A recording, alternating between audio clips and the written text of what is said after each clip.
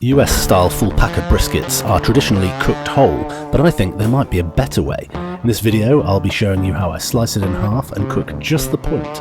This part is far easier to cook, has a much higher fat content, so it doesn't dry out as easily, and you can use the flat piece for something else. Stick around and see how it all turns out. I got this particular full-packer brisket from iDevour online butchers. I am not affiliated with them in any way, but I'll put a link in the description so you can check out what they've got yourself. I've had a few bits from there, they all turned out nicely. In this case, I have gone for their full-packer untrimmed brisket. It weighs just over 7.5 kilograms. It comes in this fully insulated packaging, so even on a hot day, it was actually still nice and cool, and this thing is an absolute beast. I'm going to have this thing cooking overnight, so you join me at 11:30 PM on a lovely summer's evening. I am planning to eat this thing late afternoon, early evening tomorrow, so this should give me adequate time. First things first, I'm going to get it out of its packaging and pat it down with a bit of kitchen roll, just so it's a little bit easier to work with.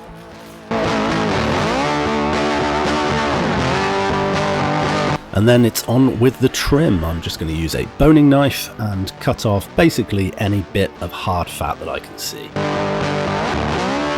None of this trim is going to go to waste, however. I'm going to collect all the fatter trim off into a separate bowl, and I'm going to use it to render down alongside the brisket to make some tallow.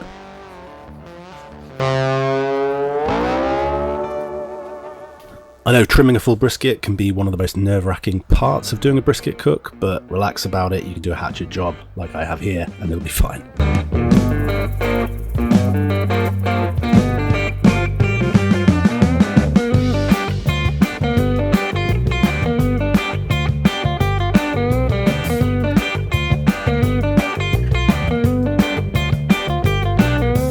If you end up with any loose bits of meat that aren't just pure fat, then you can put these to one side and use these as mince up burgers, that kind of thing. I just tend to store these in the freezer until I can think of what to do with them.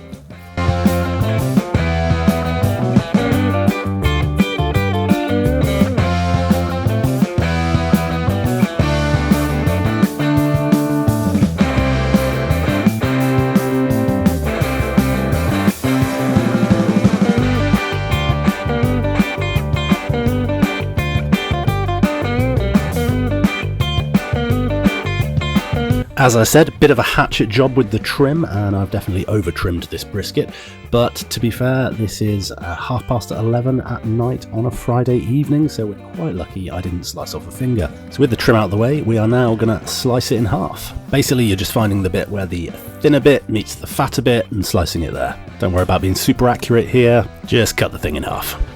And we'll be left with two very distinct parts of the brisket. This first bit is the flat, which is the leaner bit. This is the bit that normally dries up a little bit, as it's quite a bit leaner. And we are going to put this into its own container and back into the fridge for use later. I will actually be making pastrami with it, so look forward to that video. We've also got a big old pile of fat and a pile of brisket trim. Then we get to the point of the video, which is of course the point of the brisket. This is the thicker and fattier end, so should turn out a lot nicer. But before we smoke it, we're going to want to add some seasoning. So on this occasion, and on most occasions when I cook brisket, I'm just going to add in some SPG rub, or salt, pepper and garlic. But you can use whatever you like. Meat nicely rubbed, and time to go out to the barbecue, which you want to set at 120 degrees Celsius, or the equivalent in Fahrenheit, if you absolutely detest the metric system. I'm cooking this on my Traeger pellet smoker, but you can cook it in any lidded barbecue, just make sure it's on an indirect heat. And for the internal, the brisket wants to get to 96 degrees, but I actually set it to 75 because that's when I'm going to wrap it. But we're not ready for bed just yet, because I've got a big pile of fat to deal with. Using the same tray I did for seasoning the brisket, I just put all of my fat trimmings in, ready to go on the barbecue next to the brisket. These are going to cook down nicely while the brisket smokes, and all of that hard fat is going to render out to make myself some nice tallow. And then it's off to bed for some well-earned rest.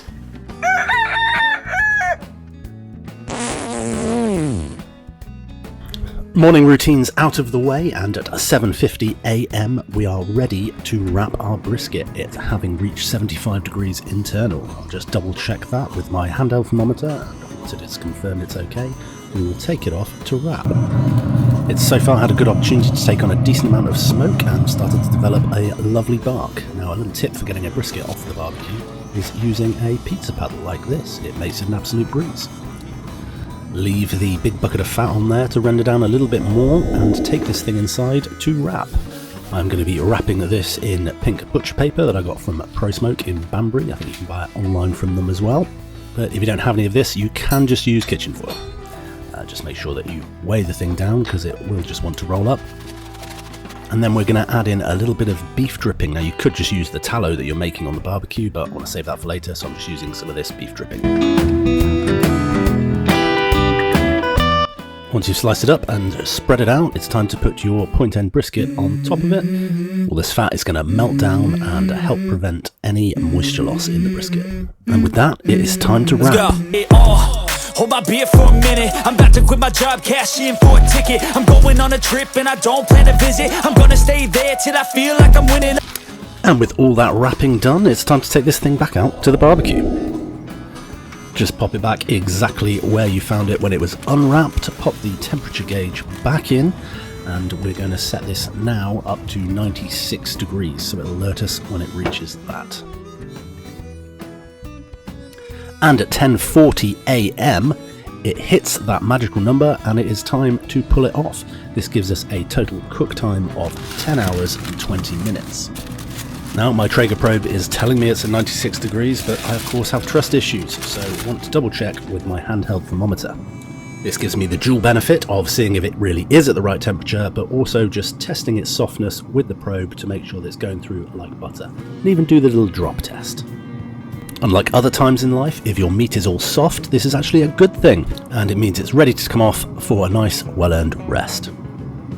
Just keep it nice and wrapped up in its paper, and then use the pizza paddleboard trick again to get it off. And it's also finally time to take off all of that fat, which has rendered out beautifully and left us with absolutely loads of tallow. I'm going to get this inside and I'll show you what I do with it.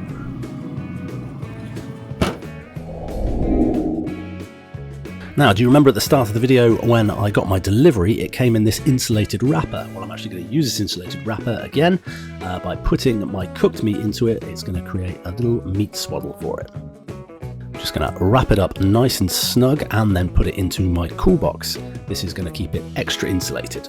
This is of course an optional step. You could wrap it in tea towels or things like that, but I had this to hand, so why not use it? And if you don't have a fancy cool box covered in cool barbecue stickers like me, you can just put it in something else insulated, like your oven or your microwave. Now to deal with all this beautiful, smoky, perfectly rendered, probably artery clogging beef tallow. Now as it sits, it's obviously got a few bits in it, so we're going to want to strain that out. So I'm going to pour it through this little mesh into a container. Don't mind a few little bits getting through, but don't want big chunks inside my fat. I mean, who does? Well, that has worked an absolute treat, and I'm just left with these massive bits, which I can find absolutely no use for, so they're going in the bin. And I got about 680 mils worth of beef tallow, which is going to come in very handy. I guess that's one of the plus sides of an over-aggressive trim. Now, I don't want this to go solid, which it will if left out, so I'm just going to put it in the cool box with the brisket so it stays a little bit warm. Now, as I said, the total cook time for this was 10 hours, 20 minutes, so I'm going to leave it roughly half that time resting, so around 5 hours or so, which takes us nicely to 4 PM, coincidentally, about the time that I want to eat. So it's time to open up our cool box again, get this thing out and see how we've done. Now that tallow has nicely not gone solid, it's still lovely and melty, which is good because we're going to use a bit of it. And this insulated packaging appears to have done a very good job keeping this thing warm inside. But now to open it up and see how we're looking.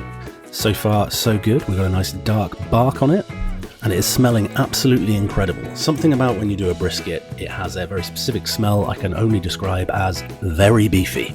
Now to give it a bit more fat and that lovely shine, we're going to pour over some of our melted beef tallow. It's probably a good time to point out to you all that Ed's Barbecue is not a weight loss channel. And with our point end all lovely and glistening, it's time to slice into it.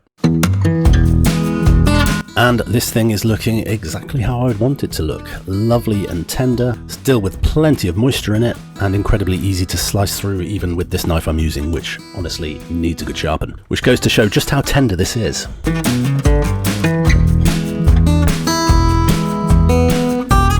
It easily passes the knife test and just pulls apart, which gives me a wonderful opportunity to try a few bits while no one's looking. With the whole point nicely carved up, it's time to assemble my tray with an excellently massive helping of my sliced brisket point. Now I just need something to go with it, so I popped down to Tesco, not at the actual time, I'd done this in advance, to grab myself some of this brioche sliced bread, which I'm going to use on the tray, and down to the allotment, again, I actually did this in advance, to cut myself some chives to go in a potato salad that I have planned. To help assemble my tray together, I've got these handy little pots for all the little sides to go in. This is all, of course, completely unnecessary, and you can just dunk it all on the plate. Starting off with a little bit of coleslaw, then I've got some of that potato salad with those lovely chives, and I've got some tomatoes while I was down there as well, all homegrown. Then I have my own homemade pickled gherkins and pickled red cucumbers. These are from the video that I did last week, if you didn't see it. I think you'll agree they add a wonderful pop of colour to my tray, and then some buttered brioche slices, which will all come together to make this wonderful barbecue tray, which I will admit to you, I absolutely smashed. For me, I think this is the perfect thing to do with a full pack of brisket. It gives you the best of both worlds, because you've got this beautiful point end meat, which is nice and fatty and beautifully tender, and then you can take the flat and do something completely different with it. I personally find if you do the whole brisket together, the flat can always just end up a little bit dry, so if you do it separately, you can choose a method more appropriate to the leaner piece of meat, be that doing the sort of pot roast method, which always turns out absolutely fantastic, or like I'm about to do, make your own pastrami. If you want to see how I get on with making that, then make sure you're subscribed, because it'll be my next video.